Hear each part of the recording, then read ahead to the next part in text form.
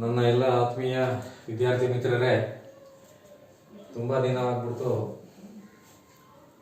ಹೊಸದೇನಾದ್ರು start ಮಾಡಬೇಕಂತ plan ಮಾಡ್ತಾ ಇದ್ದೆ.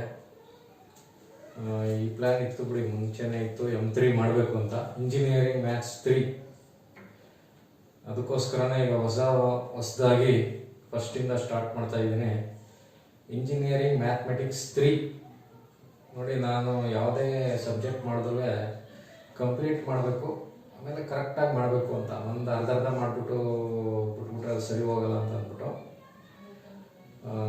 ಹೊಸ ಒಂದು ಪ್ಲ್ಯಾನ್ ಮಾಡಿಕೊಂಡು ಈಗ ನಿಮಗೆ ಇಂಜಿನಿಯರಿಂಗ್ ಮ್ಯಾಥಮೆಟಿಕ್ಸ್ 3 ಆ ವಿಷಯದ ಸಬ್ಜೆಕ್ಟ್ ಸ್ಟಾರ್ಟ್ ಮಾಡ್ತಾ ಇದ್ದೀನಿ. ಎಲ್ಲ ರಿಸಲ್ಟು ಬಂದಿದೆ. ಇಂಜಿನಿಯರಿಂಗ್ ಮ್ಯಾಥಮೆಟಿಕ್ಸ್ 2 ಮತ್ತು ಮ್ಯಾಥಮೆಟಿಕ್ಸ್ 1 ಸುಮಾರು ಜನ ಮೆಸೇಜ್ ಮಾಡಿದ್ದೀರ.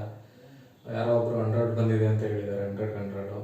ಅದೇ ಥರ ಒಬ್ಬರು 98, 96. ನೋಡಿ, ಬರೀ ನಾನು ವಿಡಿಯೋ ನೋಡ್ಬಿಟ್ಟು ಸುಮಾರು ಜನ ಪಾಸ್ ಆಗಿದ್ದಾರೆ. ಬರೀ ಪಾಸ್ ಅಲ್ಲ, ಒಳ್ಳೊಳ್ಳೆ ಮಾರ್ಕ್ಸ್ ತಗೋತಿದ್ದಾರೆ. ನೋಡಿ, ಇವೆಲ್ಲ ಏನಕ್ಕಪ್ಪ ಸಾಧ್ಯ ಆಯಿತು ಅಂತಂದರೆ, ನೋಡಿ, ಎಲ್ಲ ನನ್ನ ವಿಡಿಯೋನ ನೋಡಿದ್ದಾರೆ, ನೋಡಿ ಪ್ರಾಕ್ಟೀಸ್ ಮಾಡಿದ್ದಾರೆ, ನಾನು ಹೇಳ್ದಂಗೆ ಫಾಲೋ ಮಾಡಿದ್ದಾರೆ. ಅದಕ್ಕೆ ನೋಡಿ 100% ರಿಸಲ್ಟ್, ಒಳ್ಳೆ ರಿಸಲ್ಟ್ ಬಂದಿದೆ. ನೋಡಿ, ಅದೇ ಥರ ಇಂಜಿನಿಯರಿಂಗ್ ಮ್ಯಾಥಮೆಟಿಕ್ಸ್ 3 ಅದರದ್ದು ನಾನು ವಿಡಿಯೋಸ್ ಸ್ಟಾರ್ಟ್ ಮಾಡ್ತಾ ಇದ್ದೀನಿ ಇವತ್ತಿಂದ. ಒಂದು ಮೊದಲನೇ ವಿಡಿಯೋ ಇದು. ನೋಡಿ, ನಿಮಗೆ ಇಂಜಿನಿಯರಿಂಗ್ ಮ್ಯಾಥಮೆಟಿಕ್ಸ್ 3ನಲ್ಲಿ ಮಾಡ್ಯೂಲ್ CBCS ಸ್ಕೀಮ್, ಅದರಲ್ಲಿ 5 ಮಾಡ್ಯೂಲ್ ಇದೆ. Module 1, module 2, module 3, module 4, module 5. ಬರೀ ನಾನು ಚಾಪ್ಟರ್ ಹೆಸರು ಅಷ್ಟೇ ಬರೆದಿದ್ದೀನಿ. ಮಾಡ್ಯೂಲ್ 1ನಲ್ಲಿ Laplace transforms, module 2 4-year series, module 3 4-year transforms, module 4 solution of ordinary differential equation of first order, module 5 solution of ordinary differential equation of second order. ನೋಡಿ, engineering mathematics 3 ಏನು ಕಷ್ಟ ಏನಿಲ್ಲ, ಈಸಿನೇ. ನಿಮ್ಗೆ ಏನಪ್ಪ ಅಂತಂದರೆ ಬೇಸಿಕ್ಸ್ ಗೊತ್ತಿರಬೇಕು. ಏನಪ್ಪ ಅಂತಂದರೆ ಟ್ರಿಗ್ನಾಮೆಟ್ರಿ ಗೊತ್ತಿರಬೇಕು, ಮತ್ತು ಡಿಫ್ರೆನ್ಸಿಯೇಷನ್ ಗೊತ್ತಿರಬೇಕು, ಇಂಟಿಗ್ರೇಷನ್ ಗೊತ್ತಿರಬೇಕು. ನೋಡಿ, ಅವೆಲ್ಲ ಗೊತ್ತಿರಲಿ ಅಂತಾನೆ ನಿಮಗೆ ನಾನು ಆ ವಿಡಿಯೋಸ್ ಎಲ್ಲ ಮಾಡಿರೋದು. ಅದು ಬೇಕಾದ್ರೆ ಏನಾದ್ರು ಡೌಟ್ಗಳಿದ್ರೆ ಆ ವಿಡಿಯೋಗಳು ಹೋಗಿ ನೋಡಿದ್ರೆ ಗೊತ್ತಾಗುತ್ತೆ ನಿಮಗೆ. ಈಗ ಇದರಲ್ಲಿ ನಿಮಗೆ ಸಿಂಪಲ್ ಆಗಿ ಇವತ್ತು ನಿಮಗೆ ಮಾಡ್ಯೂಲ್ 1 ಇದಿಷ್ಟು 5 ಮಾಡ್ಯೂಲ್ ಇದೆ. ಮಾಡ್ಯೂಲ್ 1 ಇವತ್ತು ಶುರು ಮಾಡ್ತೀನಿ. ಸಿಂಪಲ್ ಆಗಿ ಒಂದು 2-3 ಲೆಕ್ಕ ಮಾಡೋಣ, ಆಯ್ತಾ? ಏನಿಲ್ಲ, ನನ್ನ ವಿಡಿಯೋಗಳು ನೋಡ್ಬಿಟ್ರೆ ನಿಮಗೆ ಈಸಿಯಾಗಿ ಅರ್ಥ ಆಗುತ್ತೆ. ಆರಾಮಾಗಿ ಇಂಜಿನಿಯರಿಂಗ್ ಮ್ಯಾಥಮೆಟಿಕ್ಸ್ 3ನಲ್ಲಿ ಒಳ್ಳೆ ಮಾರ್ಕ್ಸ್ ತಗೋತೀರಾ. ನೋಡಿ, ಇಂಜಿನಿಯರಿಂಗ್ ಮ್ಯಾಥಮೆಟಿಕ್ಸ್ 3ನಲ್ಲಿ ಮಾಡ್ಯೂಲ್ 1 ಬಂದು ಲ್ಯಾಪ್ಲಾಸ್ ಟ್ರಾನ್ಸ್ಫಾರ್ಮ್ಸ್. ನೋಡಿ, ನಿಮಗೆ ಇನ್ನೂ ಇಂಜಿನಿಯರಿಂಗ್ ಕ್ಲಾಸಸ್ ಶುರುವಾಗಿಲ್ಲ. ಸ್ಟಾರ್ಟ್ ಆದಮೇಲೆ ಹೆಂಗಾಗ್ಬಿಡುತ್ತೆ ಅಂತಂದರೆ ಫಾಸ್ಟಾಗಿ ಮಾಡ್ಕೊಂಡು ಹೊರಟೋಗ್ಬಿಡ್ತಾರೆ, ನಿಮಗೆ ಅರ್ಥ ಆಗಲ್ಲ. ಅದರಿಂದ ನೋಡಿ, ಈಗಲಿಂದನೇ ನೀವು ಕ್ಲಾಸ್ ಸ್ಟಾರ್ಟ್ ಆಗೋಕ್ಕಿಂತ ಮುಂಚೆ 2-3 ಮಾಡ್ಯೂಲ್ ಮುಗಿಸ್ಬಿಟ್ಟಿದ್ರೆ ಎಕ್ಸಾಮಲ್ಲಿ ಏನು ತೊಂದರೆ ಇಲ್ಲ, ಆರಾಮಾಗಿ ಈಸಿ ಆಗ್ಬಿಡ್ತದೆ. ಅರ್ಥ ಆಯ್ತಾ? ನೋಡಿ, ಮಾಡ್ಯೂಲ್ 1 ಲ್ಯಾಪ್ಲಾಸ್ ಟ್ರಾನ್ಸ್ಫಾರ್ಮ್ಸ್ ಅಂತ, ಲ್ಯಾಪ್ಲಾಸ್ ಟ್ರಾನ್ಸ್ಫಾರ್ಮ್ಸ್ ಅಂತ ಅದನ್ನು ಶಾರ್ಟಾಗಿ ಈ ಥರ ಬರೀತಾರೆ. ಯಾವುದೇ ಒಂದು ಫಂಕ್ಷನ್ f(t) ಅಂತ ಒಂದು ಫಂಕ್ಷನ್ ಅಂತ ತಗೊಂಡ್ರೆ, f(t) is any function where t is greater than or equal to 0 ಆಗಿರಬೇಕು. f(t) ಯಾವುದೋ ಒಂದು ಫಂಕ್ಷನ್ ಆಗಿದ್ದು t is greater than or equal to 0 ಆಗಿದ್ದಾಗ ನೋಡಿ, ಎಲ್ಲ f(t) ಅಂದರೆ Laplace transform of function t ಅಂತ. Laplace transform of function t is equal to, ನೋಡಿ, ಇದು definition, 0 to infinity e to the power minus st dt ಅಂತ. Laplace ಟ್ರಾನ್ಸ್ಫಾರ್ಮ್ಗೆ definition ಇದು.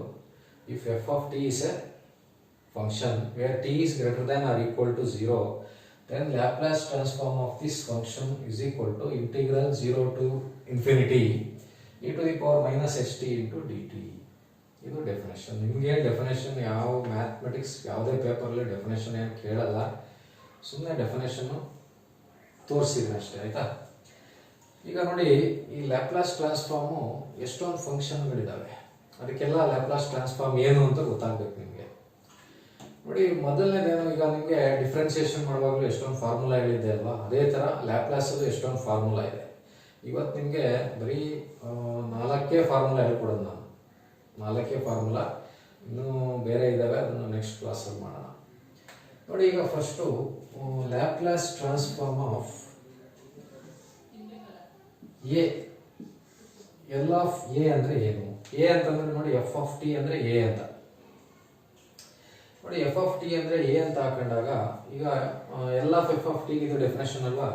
ನಾನು ಈಗ ಕಂಡುಹಿಡಿತಾ ಇರೋದು ಏನಪ್ಪಾ ಅಂತಂದ್ರೆ ಎಲ್ ಆಫ್ ಎ ಅಂತ. ಎ ಅಂತಂದ್ರೆ ಎ ಇಸ್ ಎ ಕಾನ್ಸ್ಟೆಂಟ್, ನೆನ್ಪಿಟ್ಕೊಳ್ಳಿ, ಎಲ್ ಆಫ್ ಎ. ಈಗ ಎ ಅಂತ ಹಾಕೊಂಡಾಗ ಅದಕ್ಕೆ ಕಂಡುಹಿಡಿತಾ ಇದ್ದೀನಿ. ನೀವೇನು ಕಂಡುಹಿಡಿಬೇಕಾಗಿಲ್ಲ, ಇದಕ್ಕೆ ಏನು ಆನ್ಸರ್ ಬರುತ್ತೆ, ಇದು ಆಕ್ಚುಲಿ ಎ ಬೈ ಎಸ್ ಅಂತ ಬರುತ್ತೆ. ಅದು ಹೆಂಗ್ ಬರುತ್ತೆ ಅಂತ ತೋರಿಸ್ತೀನಿ ನಿಮಗೆ, ಆಯ್ತಾ. ಈಗ ನೋಡಿ 0 to infinity e to the power minus s t, ಇಲ್ಲಿ ಒಂದು ಮಿಸ್ಟೇಕ್ ಆಗಿದೆ, f of t d t ಆಗಬೇಕು. ಬರೀ ಡಿ ಟಿ ಬರೆದಿದೆ, ಅದು f of t d t. ಈಗ e to the power minus s t, e to the power minus s t, f of t ಅಂತಂದ್ರೆ ಏನಪ್ಪ ನೋಡಿ. ಎಫ್ ಆಫ್ ಟಿ ಅಂದ್ರೆ ಇಲ್ಲಿ ಎಫ್ ಆಫ್ ಟಿ ಬಂದಿದೆ. ಎಫ್ ಆಫ್ ಟಿ ಇರೋ ಜಾಗದಲ್ಲಿ ಇಲ್ಲಿ ಏನಿದೆ, ಎ ಇದೆ, ಇಂಟು ಎ ಬರುತ್ತೆ, ಇಂಟು ಡಿ ಟಿ. ಸರಿನಾ? ಈಗ ನೋಡಿ ಇಲ್ಲಿ ವಿತ್ ರೆಸ್ಪೆಕ್ಟ್ ಟು ಟಿ ಮಾಡ್ತಾ ಇದ್ದೀವಿ, with respect to t integrate ಮಾಡ್ತಾ ಇದ್ದೀವಿ. With respect to t integrate ಮಾಡುವಾಗ ವಾಟ್ ಅಬೌಟ್ ಎ? ಎ ಅಂದರೆ ಕಾನ್ಸ್ಟೆಂಟ್ ಆಗ್ಬಿಡ್ತದೆ. ಕಾನ್ಸ್ಟೆಂಟ್ ಆದಾಗ ಏನು ಮಾಡ್ಬೋದು, ಇದನ್ನ ಹೊರಗಡೆ ತಗೋಬೋದು. ಎ ಹೊರಗಡೆ ತಗೊಂಡ್ರೆ ಈ ಥರ ಬರುತ್ತೆ, 0 to infinity e to the power minus s t d t ಅಷ್ಟೇ ಬರುತ್ತೆ. ಈಗ e to the power minus s ಟಿನ ಹೆಂಗೆ ಇಂಟಿಗ್ರೇಟ್ ಮಾಡೋದು ನಿಮಗೆ ನೋಡಿ ಇಂಟಿಗ್ರೇಷನ್ ಅಲ್ಲಿ ಹೇಳ್ಕೊಟ್ಟಿದ್ದೀನಿ, ಸುಮಾರು ಹೇಳ್ಕೊಟ್ಟಿದ್ದೀನಿ. ಇನ್ನೊಂದ್ಸರಿ ಹೇಳ್ತೀನಿ ನೋಡಿ. Integral e to the power A T d T ಅಂತ ಇದ್ರೆ e to the power A T by A, integral e to the power A X D X ಅಂತ ನೀವು ಕಲ್ತಿದ್ದೀರಾ, ಎ ಎಕ್ಸ್ ಡಿ ಎಕ್ಸ್ ಅಂತ. ಅವಾಗ ಏನ್ ಬರೀತಾ ಇದ್ರಿ, e to the power A X by A ಅಂತ ಬರೀತಾ ಇದ್ರಿ. ಅದೇ ತರ integral e to the power 3x dx ಅಂತ ಇದ್ದಿದ್ರೆ e to the power 3x by 3 ಅಂತ ಬರೀತಾ ಇದ್ವಿ ಅಲ್ವಾ.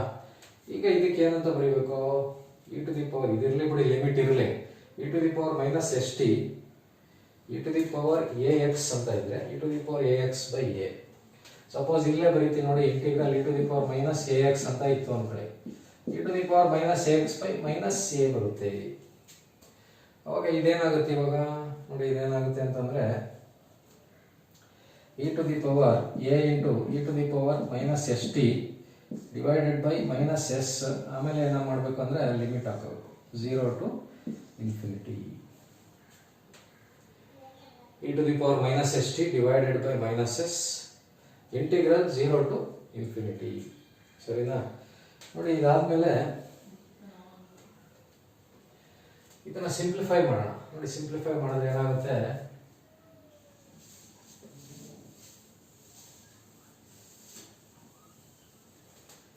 ಹೆಂಗೆ ಸಿಂಪ್ಲಿಫೈ ಮಾಡೋದನ್ನ, ಫಸ್ಟ್ ಏನ್ ಮಾಡಬೇಕು, ಟಿ ಇರೋ ಕಡೆ ಇನ್ಫಿನಿಟಿ ಹಾಕ್ಬೇಕು, ಆಯ್ತಾ. ಟಿ ಇರೋ ಕಡೆ ಇನ್ಫಿನಿಟಿ ಹಾಕ್ಬೇಕು, ಮೈನಸ್ ಹಾಕ್ಬಿಟ್ಟು ಟಿ ಇರೋ ಕಡೆ 0 ಹಾಕ್ಬೇಕು. ನೋಡಿ ಏನಾಗುತ್ತೆ, ಬೇಕಂದ್ರೆ ಇದನ್ನ ಇನ್ನೂ ಒಂದು ಸ್ವಲ್ಪ ಸಿಂಪ್ಲಿಫೈ ಮಾಡ್ಕೋಬಹುದು. ಏನಪ್ಪಾ ಅಂತಂದ್ರೆ ಮೈನಸ್ ಎಸ್ ಐತಲ್ಲ, ಇದನ್ನ ಬೇಕಾದ್ರೆ ಆಚೆ ತಗೋಬಹುದು. ಆಚೆ ತಗೋಬಿಟ್ರೆ ಈಸಿ ಅಲ್ವಾ. ನೋಡಿ ಮೈನಸ್ ಎಸ್ ಆಚೆ ಕಡೆ ತಗೋಬಿಡ್ತೀನಿ, ಈಸಿ ಆಗುತ್ತೆ. ಈಗ ಒಳಗಡೆ ಏನು ಉಳ್ಕೋತು, e to the power minus s t limit 0 to infinity. ಈಗ ಫಸ್ಟ್ ಈ ತರ ಬಂದಾಗ ಏನ್ ಹಾಕ್ಬೇಕು ನಾವು, ಟಿಗೆ ಇನ್ಫಿನಿಟಿ ಹಾಕ್ಬೇಕು, a by minus s into e to the power minus s into infinity minus e to the power minus s into 0. ನೋಡಿ ಫಸ್ಟ್ ಏನ್ ಮಾಡಿದೆ, ಟಿ ಇರೋ ಜಾಗಕ್ಕೆ ಇನ್ಫಿನಿಟಿ ಹಾಕ್ತೆ, ಮೈನಸ್ ಹಾಕ್ಬಿಟ್ಟು ಟಿ ಇರೋ ಜಾಗಕ್ಕೆ ಏನ್ ಹಾಕ್ಬೇಕು, 0 ಹಾಕಬೇಕು. A by minus S. ಈಗ ನೋಡಿ ಇದು ಈ ತರ ಬಂದಾಗೆಲ್ಲ ನೆನ್ಪಿಟ್ಕೊಳ್ಳಿ, ಈ ತರ ಬಂದಾಗೆಲ್ಲ ಆನ್ಸರ್ ಇಸ್ 0. ಯಾಕಪ್ಪ ಅಂತಂದ್ರೆ ಈ ತರ ಏನಾದ್ರು ಇದ್ರೆ as x tends to infinity e to the power x tends to 0 ನೆನ್ಪಿಟ್ಕೊಳ್ಳಿ. ಎಕ್ಸ್ ಏನಾದ್ರು ಇನ್ಫಿನಿಟಿ ಆಗಿದ್ರೆ, ಇಲ್ಲಿ ಏನಾದ್ರು ಇನ್ಫಿನಿಟಿ ಆಗಿದ್ರೆ e to the power ಏನಾದ್ರು ಇದ್ರೆ ಅದು 0 ಆಗುತ್ತೆ. ಸರಿನಾ? 0 ಆಗುತ್ತೆ. ಇದು this is 0 minus e to the power what is minus s into 0 0. ಅದೇ ತರ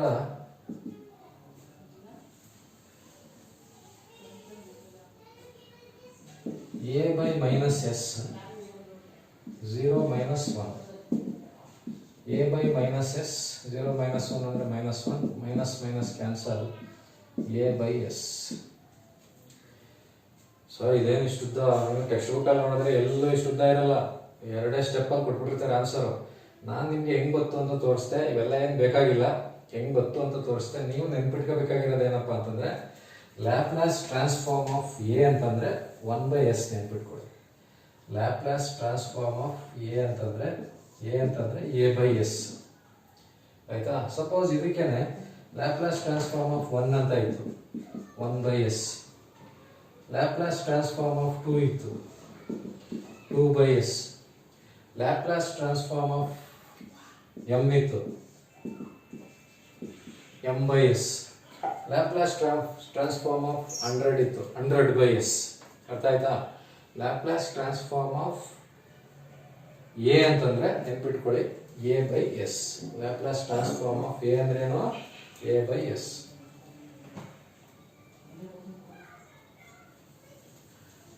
ಈಗ ಒಂದು ಗೊತ್ತಾಯ್ತು ನಿಮಗೆ, ಲ್ಯಾಪ್ಲಾಸ್ ಟ್ರಾನ್ಸ್ಫಾರ್ಮ್ ಆಫ್ ಎ ಅಂದ್ರೆ ಏನಪ್ಪಾ ಅಂದ್ರೆ a/s. ಇವೆಲ್ಲ ಏನು ಬೇಕಾಗಿಲ್ಲ, ಇವೆಲ್ಲ ಏನು ಕಲಿಬೇಕಾಗಿಲ್ಲ, ನೀವು ಬರೀ ಇದೊಂದು ನೆನ್ಪಿಟ್ಕೊಂಡ್ರೆ ಸಾಕು. ಲ್ಯಾಪ್ಲಾಸ್ ಟ್ರಾನ್ಸ್ಫಾರ್ಮ್ ಆಫ್ ಎ ಅಂದ್ರೆ a/s.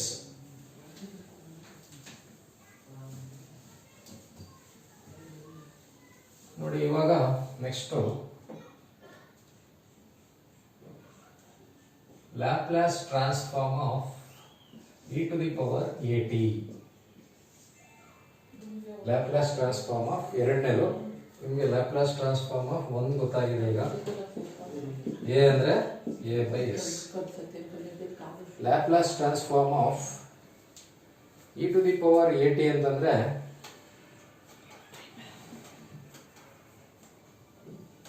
ಸೇಮ್ ಅದೇ ಡೆಫಿನೇಷನ್, ಏನು 0 to infinity e⁻−st f of t ಅಂದ್ರೆ e⁻at dt ಅಂತ ಬರ್ಕೋಬೇಕು. ನೋಡಿ e⁻at ಬಂದಾಗ ನಾವು e⁻l of a ಅಂತ ಬಂದಾಗ ಇಲ್ಲಿ ಬರೀ a ಬರ್ದಿದ್ವಿ f of t ಜಾಗದಲ್ಲಿ. ಈಗ ಏನ್ ಮಾಡಬೇಕು, e⁻t at ಅಂತ ಬರೀಬೇಕು, e⁻at. ಈಗ ಇದನ್ನ ಸಿಂಪ್ಲಿಫೈ ಮಾಡ್ಬೇಕಂದ್ರೆ ನೋಡಿ, ಎರಡು e ಅಲ್ವಾ, e⁻ ಇದೆ, e⁻ ಇರೋದ್ರಿಂದ ಎರಡನ್ನು ಆಡ್ ಮಾಡ್ಕೋಬಹುದು, plus at into dt. 0 to infinity ನೋಡಿ t ಕಾಮನ್ ತಗೊಂಡ್ರೆ -s ಪ್ಲಸ್ a ಬರುತ್ತೆ dt. ಆರ್ ಇದನ್ನ ಇನ್ನೂ ಸಿಂಪ್ಲಿಫೈ ಮಾಡಿದ್ರೆ 0 to infinity e⁻a−s ನೋಡಿ ಇಂಟು t dt. ನೋಡಿ ಈ ತರ ಬರುತ್ತೆ. ಆಯ್ತಾ. ನೋಡಿ ನಾನೀಗ ಕಂಡುಹಿಡಿತಾ ಇರೋದು ಏನಪ್ಪಾ ಅಂತಂದ್ರೆ Laplace transform of e⁻at. e⁻at ಮಾಡುವಾಗ ನೋಡಿ f of t ಅಂದ್ರೆ ಈ ಜಾಗದಲ್ಲಿ ಇರುತ್ತಲ್ವಾ, ಆ ಜಾಗದಲ್ಲಿ e⁻at ಬರ್ಕೊಳ್ಳಿ. at ಬರ್ಕೊಂಡು ನೋಡಿ ಎರಡು e⁻ ಇದೆ, ಎರಡನ್ನ ಆ್ಯಡ್ ಮಾಡಿದ್ದೀನಿ, ಕಾಮನ್ ತಗೊಂಡಿದ್ದೀನಿ. ಪ್ಲಸ್ ಇರೋದು ಫಸ್ಟ್ ಬರ್ದು, ಮೈನಸ್ ಇರೋದು ಆಮೇಲೆ ಬರ್ದಿದ್ದೀನಿ, ಟಿನ ಇಲ್ಲಿ ಬರ್ದಿದ್ದೀನಿ. ಈಗ ಇದನ್ನ ಇಂಟಿಗ್ರೇಟ್ ಮಾಡಬೇಕು. ನೋಡಿ ಇದನ್ನ ಹೆಂಗಪ್ಪ ಇಂಟಿಗ್ರೇಟ್ ಮಾಡೋದು ಅಂತಂದ್ರೆ, ಸಪೋಸ್ ನಿಮಗೆ ನೋಡಿ ಇದು ಇಂಟಿಗ್ರೇಟ್ ಮಾಡೋದೇನೇ ಇಲ್ಲ, ಜಸ್ಟ್ ಇದನ್ನ ಎ ಅಂದ್ಕೊಳ್ಳಿ ಅಷ್ಟೇನೆ. e⁻at ಫಾರ್ಮಲ್ ಇದೆ, ಏನಾಗ್ತಿದೆ e⁻a−s into T divided by a−s ಬರುತ್ತೆ. ಲಿಮಿಟ್ ಅಲ್ಲಿ ಏನು ಬರುತ್ತೆ, 0 to infinity ಬರುತ್ತೆ. ಇದನ್ನ ಸಿಂಪ್ಲಿಫೈ ಮಾಡಬೇಕು. ಹೆಂಗೆ ಸಿಂಪ್ಲಿಫೈ ಮಾಡೋದು ನೋಡಿ, ಈ ಕಡೆ ಮಾಡ್ತೀನಿ. ಫಸ್ಟು ಟಿ ಜಾಗಕ್ಕೆ ಇನ್ಫಿನಿಟಿ, ಫಸ್ಟ್ a−s ಆಚೆ ತೆಗೆದ್ಬಿಡೋಣ. a−s ಆಚೆ ತೆಗೆದ್ಬಿಟ್ರೆ e⁻a−s into T 0 to infinity ಬರುತ್ತೆ. ನೆಕ್ಸ್ಟ್ ಏನ್ ಮಾಡ್ಬೇಕು ಇವಾಗ ನೋಡಿ, ಈ ಸ್ಟೆಪ್ ಅಲ್ಲಿ ಏನ್ ಮಾಡಿದೆ ಅಂದ್ರೆ a−s ಆಚೆ ಕಡೆ ತಗೊಂಡು ಈಸಿ ಆಗಲಿ ಅಂತ. ಈಗ ಟಿ ಇನ್ಫಿನಿಟಿ ಹಾಕೊಳ್ಳಿ, e⁻a−s into infinity minus e⁻a−s into 0. This is equal to 1/a−s. ನೋಡಿ ಇದಿಷ್ಟು ಏನಾಯ್ತದೆ, ಇದೇನಾರ ಇರಲಿ 0 ಮೈನಸ್ ನೋಡಿ ಇಲ್ಲಿ a−s ಇಂಟು 0 ಅಂದ್ರೆ e⁻0 ಬರುತ್ತೆ. 1/a−s 0 ಮೈನಸ್ 1 ನೋಡಿ ನ್ಯೂಮರೇಟರ್ ನಲ್ಲಿ minus 1/a−s into -1 minus 1/a−s ಬರುತ್ತೆ. -1/a−s ಈ ಮೈನಸ್ ಅನ್ನ ತೆಗೆದ್ಬಿಟ್ರೆ ಮೈನಸ್ ಇಂದ ಇಲ್ಲಿ ಮಲ್ಟಿಪ್ಲೈ ಮಾಡಿದ್ರೆ this can also be written as s - a. E to the power a t ಅಂತ ಬಂದರೆ, Laplace transform of e to the power a t ಅಂತ ಬಂದರೆ ಅದರ ಆನ್ಸರ್ ಏನಪ್ಪ ಅಂತಂದರೆ 1/s ಮೈನಸ್ ಎ ಅಂತ. ನೋಡಿ ಎಲ್ಲ ಆಫ್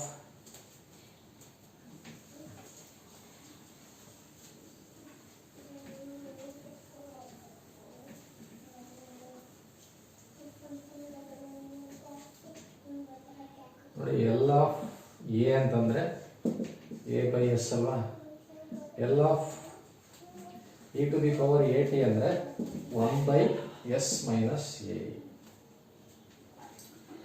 ಈಗ ನೋಡಿ ಅವೆರಡು ನೆನ್ಪಿಟ್ಕೋಬೇಕು ಆಯ್ತಾ. ಈಗ ಅದ್ರ ಮೇಲೆ ಸುಮ್ಮನೆ ಒಂದೆರಡು ಬೇರೆ ಎ ಬಂದು ಬೇರೆ ಚೇಂಜ್ ಮಾಡ್ತೀನಿ, ಅವಾಗ ಏನು ಬರುತ್ತೆ ನೋಡೋಣ.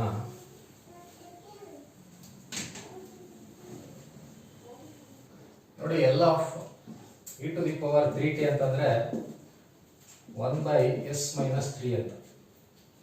ನೋಡಿ L of e to the power 8 ಅಂದ್ರೆ 1/s ಮೈನಸ್ ಎ, 3t ಅಂದ್ರೆ e to the power 5t 1/s minus 5. L of e to the power 7t 1/s minus 7.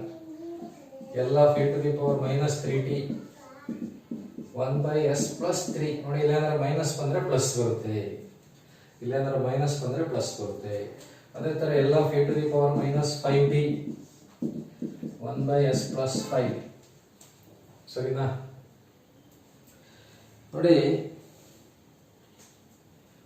ಈ ತರ ನೋಡಿ, ಮೊದಲನೇದು ಲ್ಯಾಪ್ಲಾಸ್ ಟ್ರಾನ್ಸ್ಫಾರ್ಮ್ ಆಫ್ ಎ ಅಂತಂದ್ರೆ a/s, Laplace transform of e to the power 8 ಅಂದ್ರೆ 1/s minus A. Suppose ಏನಾದರೂ ಇಲ್ಲಿ minus ಬಂದರೆ, ಇಲ್ಲಿ ಮೈನಸ್ ಎ ಅಂತ ಬಂದರೆ ಪ್ಲಸ್ ಆಯ್ತದೆ, ಮೈನಸ್ ಎ ಅಂತ ಬಂದರೆ ಪ್ಲಸ್ ಆಗುತ್ತೆ.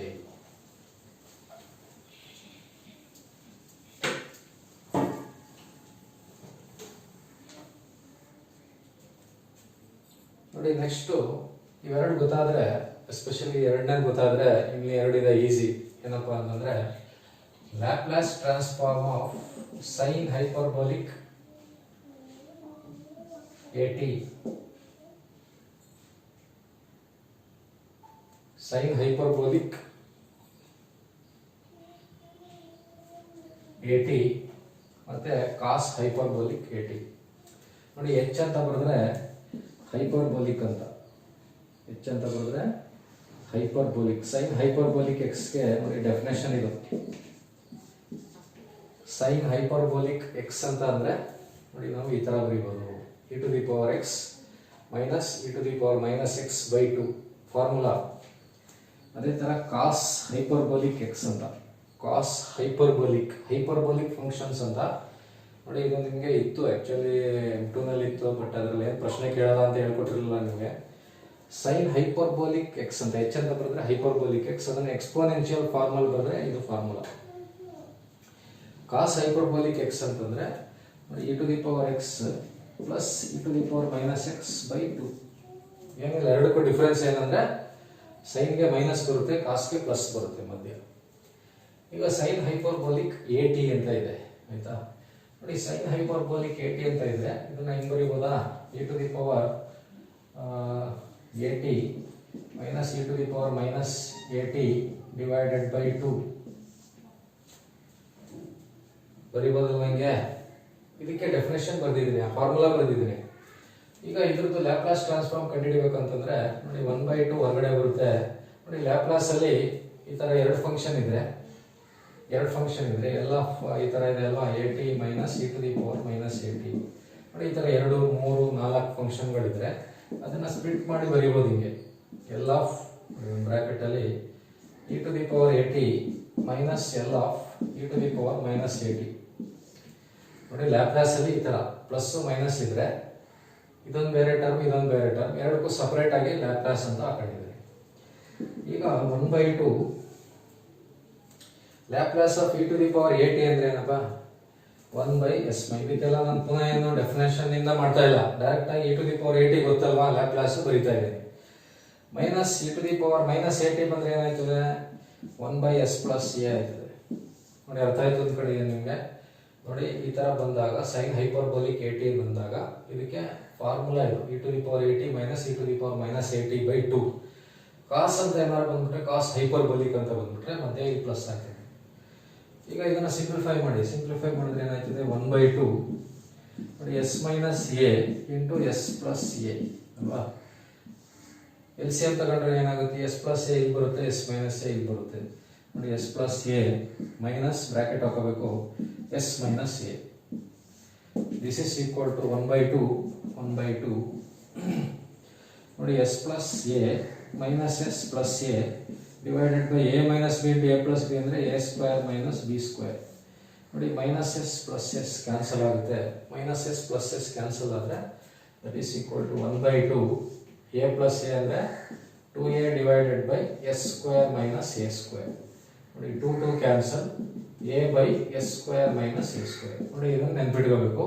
ಏನಪ್ಪ ಅಂತಂದರೆ Laplace transform of sine hyperbolic AT ಅಂತಂದರೆ ಇದಕ್ಕೆ ಆನ್ಸರ್ ಏನು, a divided by s square minus a square, a divided by s square minus a square ನೋಡಿ. ಇದು ಬರೀತೀನಿ ಇಲ್ಲಿ. L of sine hyperbolic AT a divided by s square minus a square ನೋಡಿ. ಇದನ್ನ ನೆನ್ಪಿಟ್ಕೋಬೇಕು ನೀವು. ಅದು ಹೆಂಗ್ ಬತ್ತು ಅಂತ ನಿಮ್ಗೆ ತೋರಿಸ್ತಾ ಇದ್ದೀನಿ. ಇವೆಲ್ಲ ಹೆಂಗ್ ಬತ್ತು ಅಂತ ಏನು ನೆನ್ಪಿಟ್ಕೋಬೇಕಾಗಿಲ್ಲ, ಇದನ್ನ ನೆನ್ಪಿಟ್ಕೋಬೇಕು. ಎಲ್ ಆಫ್ ಎ ಅಂದ್ರೆ 1a by s, L of a to the power AT ಅಂದ್ರೆ 1/s minus a, L of sine hyperbolic AT ಅಂದ್ರೆ a by s square minus a square. ಅದೇ ತರ ಎಲ್ ಆಫ್ ಕಾಸ್ ಬಂತು ಅನ್ಕೊಳ್ಳಿ, ಸೈನ್ ಬದಲು ಕಾಸ್ ಅಂತ ಬಂತು. ಕಾಸ್ ಅಂತ ಬಂದ್ರೆ ಏನು ಡಿಫರೆನ್ಸ್ ಆಗುತ್ತೆ, ಪ್ಲಸ್ ಬರುತ್ತೆ, ಮಧ್ಯ ಪ್ಲಸ್ ಬರುತ್ತೆ ಅಲ್ವಾ ನೋಡಿ. ಇಲ್ಲೂ ಪ್ಲಸ್ ಬರುತ್ತೆ, ಇಲ್ಲೂ ಪ್ಲಸ್ ಬರುತ್ತೆ. ಇಲ್ಲೂ ಪ್ಲಸ್ ಬಂದಾಗ ಏನಾಗುತ್ತೆ, ಇಲ್ಲಿ s plus a plus s minus a cancel ಆಗುತ್ತೆ, ಎ ಕ್ಯಾನ್ಸಲ್ ಆಗಿ 1/2 2s divided by s square minus a square ಬರುತ್ತೆ. 2 ಕ್ಯಾನ್ಸಲ್ ಆಗಿ ಏನಾಗುತ್ತೆ, ಎಸ್ ಡಿವೈಡೆಡ್ ಬೈ ನೋಡಿ ಇಲ್ಲಿ ಎಸ್ ಬರುತ್ತೆ. ಸೈನ್ ಹೈಪರ್ಬೋಲಿಕ್ ATಗೆ ನ್ಯೂಮರೇಟರ್ ನಲ್ಲಿ ಡಿನಾಮಿನೇಟರ್ ಎರಡಕ್ಕೂ ಸೇಮ್. ನ್ಯೂಮರೇಟರ್ ನಲ್ಲಿ ಏನ್ ಬರುತ್ತೆ, ಸೈನ್ ಹೈಪರ್ಬೋಲಿಕ್ ATಗೆ ಎ ಬರುತ್ತೆ, ಕಾಸ್ ಹೈಪರ್ಬೋಲಿಕ್ ATಗೆ ಏನ್ ಬರುತ್ತೆ, ಎಸ್ ಬರುತ್ತೆ. ಈಗ ಇಲ್ಲಿ L of cos hyperbolic AT ಅಂದ್ರೆ ಆನ್ಸರ್ ಏನಪ್ಪಾ, s divided by s square minus a square ನೋಡಿ. ಲ್ಯಾಪ್ಲಾಸ್ ಟ್ರಾನ್ಸ್ಫಾರ್ಮ್ ಅಲ್ಲಿ first Laplace transform of a ಅಂತಂದ್ರೆ ನೋಡಿ a by s, Laplace transform of e to the power AT ಅಂದ್ರೆ 1/s minus a. ಅದೇ ತರ Laplace transform of sine hyperbolic AT ಅಂದ್ರೆ a by s square minus a square. Cos hyperbolic AT ಅಂದ್ರೆ s by s square, ಕಾಸ್ಗೆ s ಬರುತ್ತೆ, denominator ಎರಡಕ್ಕೂ same, s square minus a square ಬರುತ್ತೆ. Numerator ನಲ್ಲಿ ಮಾತ್ರ change ಆಗುತ್ತೆ, ಆಯ್ತಾ. ಈಗ ಸಪೋಸ್ ನಿಮಗೆ ಹಿಂಗ್ ಕೊಟ್ಟರು ಅನ್ಕೊಳ್ಳಿ, Laplace transform of sine hyperbolic 3t. ಈಗ AT ಏನು, a by s square minus a square ಅಲ್ವಾ. 3t ಏನು ಬರುತ್ತೆ, 3 by s square minus 3 square or 3 by s square minus 9. ಅದೇ ತರ L of cos 4t, cos ಬಂದಾಗ ನ್ಯೂಮರೇಟರ್ ಎಸ್ ಬರುತ್ತೆ, s square minus 4 square, ಎಸ್ ಬೈ ಎಸ್ ಸ್ಕ್ವೇರ್ ಮೈನಸ್ 16. ಅದೇ ತರ Laplace transform of sine hyperbolic 7t, 7 by s square minus 7 square, 7 by s square minus 49 ನೋಡಿ. Laplace transform ಮಾಡುವಾಗ ಅದೊಂದು definition ಗೊತ್ತಿರಬೇಕು, ಕಂಡಿಡ್ಕೋಬೇಕು ಅಂದ್ರೆ ಮಾತ್ರ ಡೆಫಿನೇಷನ್ ಗೊತ್ತಿರಬೇಕು. ಇಲ್ಲ ಅಂದ್ರೆ ಬರೀ ನೆನ್ಪಿಟ್ಕೊಂಡ್ರೆ ಸಾಕು. ಇನ್ನೂ ಇದಾವೆ, ಇನ್ನು sine AT, cos AT, e to the power n, ಅದು ನೆಕ್ಸ್ಟ್ ಕ್ಲಾಸಲ್ಲಿ ಮಾಡೋಣ ನೋಡಿ. ಎಲ್ಲ ನನ್ನ ವಿದ್ಯಾರ್ಥಿಗಳಿಗೆ ಇದು ಅರ್ಥ ಆಗಿದೆ ಅಂತ ಅಂದ್ಕೊಂಡಿದ್ದೀನಿ. ಏನು ತೊಂದರೆ ಇಲ್ಲ, ಪ್ರಾಕ್ಟೀಸ್ ಮಾಡ್ಕೊತಾ ಈಗಲೇ ಪ್ರಾಕ್ಟೀಸ್ ಮಾಡ್ಕೊಳ್ಳಿ. ನಾನು ಪಾಠ ಮಾಡ್ತಾ ಇರೋದು VTU ಸಿಲೆಬಸ್ ನೋಡಿ. ಒಬ್ಬೊಬ್ರು ಆಟೋನಮಸ್ ಕಾಲೇಜ್ ಸೇರ್ಕೊಂಡ್ರೆ ಅಲ್ಲಿ ಸಿಲೆಬಸ್ ಬೇರೆ ಇರ್ತದೆ. VTU ಏನು ಸಿಲೆಬಸ್ ಇದೆ ಅದು ಮಾತ್ರ ಮಾಡ್ತಾ ಇದ್ದೀನಿ. ಆಟೋನಮಸ್ ಅಲ್ಲೂ ಇದೇ ಇರ್ತದೆ, ಆಕ್ಚುಲಿ ಸ್ವಲ್ಪ ಚೇಂಜ್ ಇರ್ತದೆ. ನಿಮ್ಗೆ ಏನಾದ್ರು ಲ್ಯಾಪ್ಲಾಸ್ ಟ್ರಾನ್ಸ್ಫಾರ್ಮ್ ಅಟಾನಮಸ್ ಸೇರ್ಕೊಳ್ಳೋರಿಗೆ ಲ್ಯಾಪ್ಲಾಸ್ ಟ್ರಾನ್ಸ್ಫಾರ್ಮ್ ಇದ್ರೆ ಓದ್ಕೊಳ್ಳಿ. VTUಗಂತೂ 100% ಇದೆ ಥರ್ಡ್ ಸೆಮ್ಗೆ. VTUದು ಏನು ಸಿಲೆಬಸ್ ಇದೆ ಅದಷ್ಟು ಮಾಡ್ತೀನಿ. ಅಟಾನಮಸ್ ಮಾಡ್ಬೋದು, ಯಾಕಪ್ಪ ಅಂತಂದರೆ ಒಂದೊಂದು ಕಾಲೇಜಲ್ಲೂ ಒಂದೊಂದು ಸಿಲೆಬಸ್ ಇರ್ತವೆ ಅಟಾನಮಸ್ಸು. ಅದರಿಂದ ನಿಮ್ಮ ಕಾಲೇಜಲ್ಲಿ ಸಿಲೆಬಸ್ ನೋಡಿ ಓದ್ಕೋಬೇಕಾಗುತ್ತೆ. ನಾನು ಮಾಡ್ತಾ ಇರೋದು VTU ಸಿಲೆಬಸ್. VTU ನಾವು ಥರ್ಡ್ ಸೆಮ್ಗೆ ಏನು ಸಿಲೆಬಸ್ ಕೊಟ್ಟಿದ್ದಾರೋ ಆ ಸಿಲೆಬಸ್ ಮಾಡ್ತಾ ಇದ್ದೀನಿ. ಏನಿಲ್ಲ, ಈಸಿ ಸಿಲೆಬಸ್, ಈಸಿ ಇದೆ. ಹಳೆ ಸಿಲೆಬಸ್ಗಿಂತಲೂ ಇದು ತುಂಬ ಈಸಿ ಇದೆ. ಆರಾಮಾಗಿ ಒಳ್ಳೆ ಮಾರ್ಕ್ಸ್ ತಗೋಬೋದು ಅಂತ ಹೇಳ್ತಾ ಈ ಕ್ಲಾಸ್ ಮುಗಿಸ್ತೀನಿ. ನನ್ನ ಎಲ್ಲ ಆತ್ಮೀಯ ವಿದ್ಯಾರ್ಥಿಗಳಿಗೆ ಕನ್ನಡ ರಾಜ್ಯೋತ್ಸವದ ಶುಭಾಶಯಗಳನ್ನು ಹೇಳ್ತಾ, ಇವತ್ತು ನವೆಂಬರ್ 1 ಕನ್ನಡ ರಾಜ್ಯೋತ್ಸವ. ತಮಗೆಲ್ಲ ಒಳ್ಳೆಯದಾಗಲಿ. ನನ್ನ ಚಾನಲನ್ನು ತುಂಬ ಚೆನ್ನಾಗಿ ಬೆಳೆಸ್ತಾ ಇದ್ದೀರಾ, ನಿಮ್ಮೆಲ್ಲರಿಗೂ ಒಳ್ಳೆಯದಾಗಲಿ. ಅದೇ ಥರ ಇನ್ನೂ ಹೆಚ್ಚು ಹೆಚ್ಚು ಸಬ್ಸ್ಕ್ರೈಬ್ ಮಾಡಲಿಕ್ಕೆ ಅನುಕೂಲ ಮಾಡಿಕೊಡಿ. ನಿಮ್ಮ ಸ್ನೇಹಿತರಿಗೆ ಹೇಳಿ, ಶೇರ್ ಮಾಡಿ, ಲೈಕ್ ಮಾಡಿ ಅಂತ ಹೇಳ್ತಾ ಈ ಕ್ಲಾಸ್ ಮುಗಿಸ್ತೀನಿ. ಎಲ್ಲರಿಗೂ ಒಳ್ಳೆಯದಾಗಲಿ. All the best. Thank you.